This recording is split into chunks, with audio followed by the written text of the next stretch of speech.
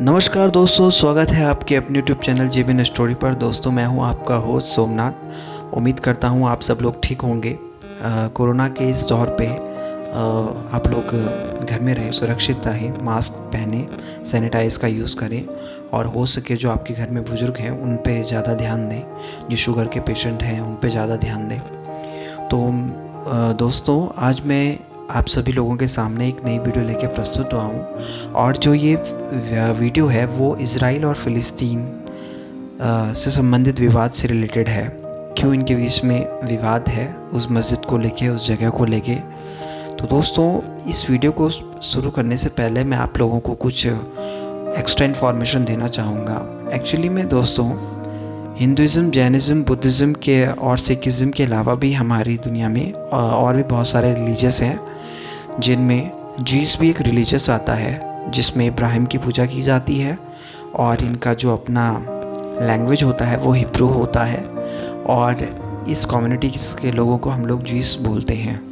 जो दूसरा religious community आती है वो होती है मुस्लिम्स, जो कि हज़रत मोहम्मद साहब को अपना पैगंबर मानती है और कुरान को ये बहुत इबादत से उसको मानते हैं। तीसरा आता है क्रिश्चियन, जिसमें कि प्रभु ईसा मसीह को ये अपना पैगंबर मानते हैं और जो इनकी सबसे पवित्र पुस्तक है वो है बाइबल। तो दोस्तों, इन तीनों रिलीजियस का जो लिंक है वो इब्राहिम से है और इन तीनों रिलीजियस में इब्राहिम को बहुत ज़्यादा माना जाता है और मानते हैं। अब हुआ क्या, जिस जगह में इज़राइल बना है एक्चुअली में वो ऑटोमन एम्पायर का एक बहुत बड़ा हिस्सा था। यानी कि इज़राइल और फ़िलिस्तीन जिस जगह में बना है वो ऑटोमन एम्पायर का एक बहुत बड़ा हिस्सा था।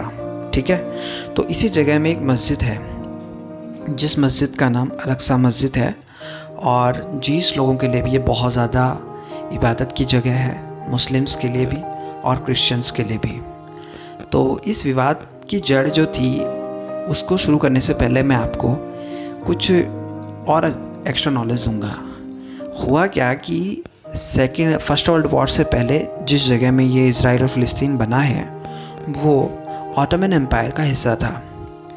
अब जब ये ऑटोमन एम्पायर का हिस्सा था तो रोम यानी कि टर्की के ऑटोमन एम्पायर का जब ये हिस्सा था तो उसके कब्जे में ये पूरी ज़मीन और देश या ज़मीन थी।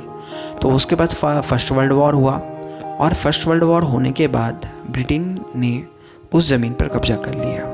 अब जब ब्रिटेन ने उस जगह पर कब्जा कर लिया तो धीरे धीरे जो ज्यूइश लोग थे वो वहाँ पे आना शुरू हो गया।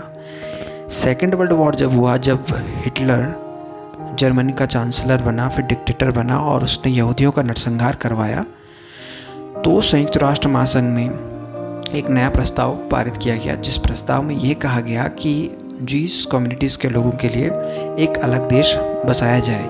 और उससे पहले ही ब्रिटेन ने जीस कम्युनिटीज़ के लोगों के साथ प्रॉमिस कर लिया था कि वो जो है उनके लिए एक नया देश बसाएगा इज़राइल में, यानी कि फ़िलिस्तीन में एक नया देश बसाएगा जिसका नाम इज़राइल होगा। और हुआ यही, सेकेंड वर्ल्ड वॉर का एंड हुआ, संयुक्त राष्ट्र महासंघ की स्थापना हुई और ये पारित हुआ और फिर 1948 में इज़राइल बना। अब जब ये इज़राइल बना 1948 में तो तभी से इसने बहुत सारे युद्ध झेले, अरब के साथ भी झेले, बहुत कुछ देखा, झेला। अब ये विवाद हुआ क्यों?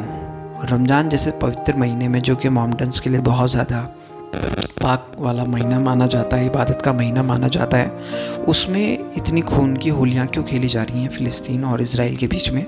तो उसका एक बहुत बड़ा रीज़न है। रीज़न क्या है कि इसी बीच में इज़राइल की जो सुप्रीम कोर्ट या कोर्ट थी उन्होंने डिसीजन पारित किया, मतलब डिसीजन ये दिया कि इज़राइल वाले कब्जे में कुछ 8-9 फैमिलियाँ थी जो वहाँ तब से रह रही थी जब से इज़राइल बना भी नहीं था। तो उन्होंने उनको बोला कि आप जो है यहाँ से छोड़ के चले जाएं और वो वहाँ पे जीस कम्युनिटीज़ के लोगों को बसाएंगे। तो वहीं फिर फ़िलिस्तीनी और इज़राइल की जो लोकल फ़ोर्स है, इज़राइल डिफेंस फ़ोर्स, इनके बीच में झड़प होना शुरू हो गया। अब जब झड़प होना शुरू हो गया तो वहाँ किसी अल-अक्सा मस्जिद से किसी ने ग्रेनेड फेंक दिया इज़राइल की जो डिफेंस फ़ोर्स थी।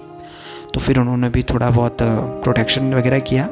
तो उसी के दूसरे दिन ही हमास, जो कि एक टेररिस्ट ऑर्गेनाइजेशन है, और फ़िलिस्तीन में ये काम करता है और इसका मेन टारगेट होता है इसराइल के सिविलियंस और इसराइल को जड़ से ख़त्म करना या इसराइल का इस पूरी दुनिया से अस्तित्व मिटा देना।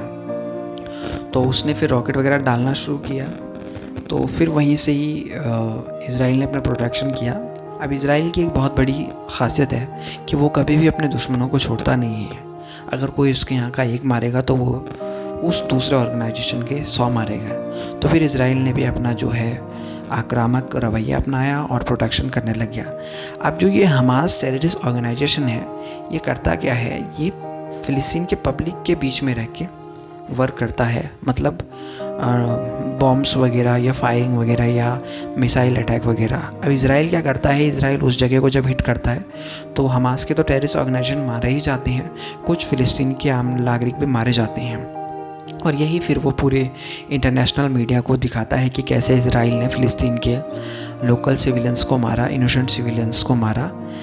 तो यही हमास का टारगेट होता है। तो हमास को मिटाने के लिए इसराइल ने फिर अभी कुछ टाइम पहले टनल्स के अंदर रॉकेट वगैरह लॉन्च किए थे और काफ़ी ये कॉन्फ्लिक्ट चल रहा है। अब युद्ध तो हो ही रहे हैं, दोनों तरफ से गोला बारूद हो रहा है और मैं तो यही उम्मीद करूँगा कि किसी दूसरे देश की या संयुक्त राष्ट्र महासंघ की इन दोनों के बीच में हस्तक्षेप करें और इस मुद्दे को ख़त्म करें।